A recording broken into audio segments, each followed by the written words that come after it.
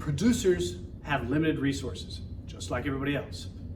If a business wanted to produce a good or service, they have limited land, labor, capital, entrepreneurial ability. So producers, just like everybody else, have to decide what to do with their limited resources. So producers have the goal of making profit. Producers want to profit from the use of their resources.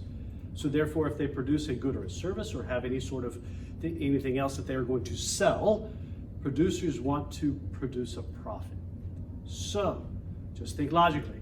When you're thinking about supply, you have to think about it as a producer, and you have to think of it that you want to make a profit. You want to do something that makes the most sense and dollars for you to earn a profit.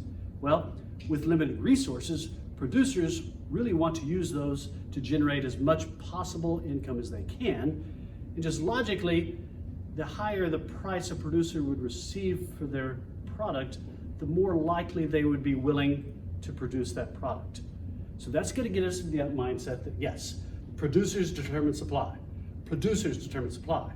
We already talked about how consumers, those buyers of things, determine demand, but producers determine supply. So just think of it logically that as prices go up, producers want to use more of their resources to produce more and more of that good or service.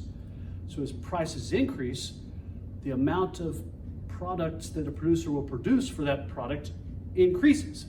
It's just logical. As prices go up, more profits are available. As more profit is available, more producers want it. So you're going to see the logic of supply is that as prices increase, quantity supplied is going to increase.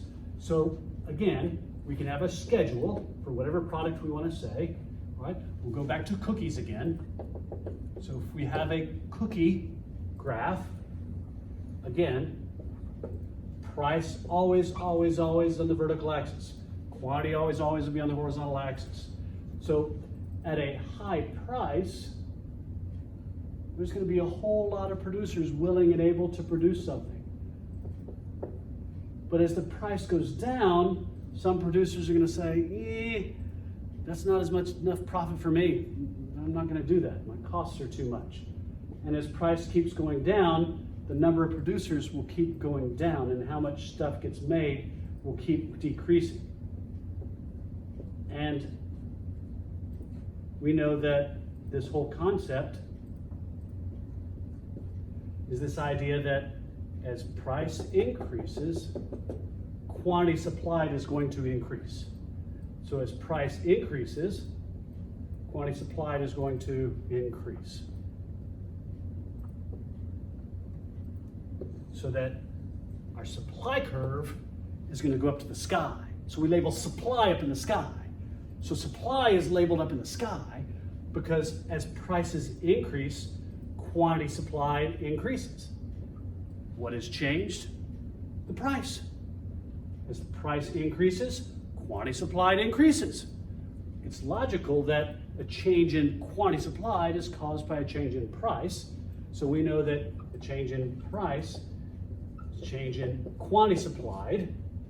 And it's logical that the law of supply then becomes that as price increases, quantity supplied increases. As price decreases, quantity supplied decreases. So this is the law of supply. As price increases, quantity supplied decreases. Okay? Or as price decreases, as price increases, quantity supplied increases. As price decreases, quantity supplied decreases. It's the direct, or as Krugman calls it, the positive relationship between price and quantity supplied. As price increases, quantity supplied increases. As price decreases, quantity supplied decreases. A change in quantity supplied is caused by a change in price.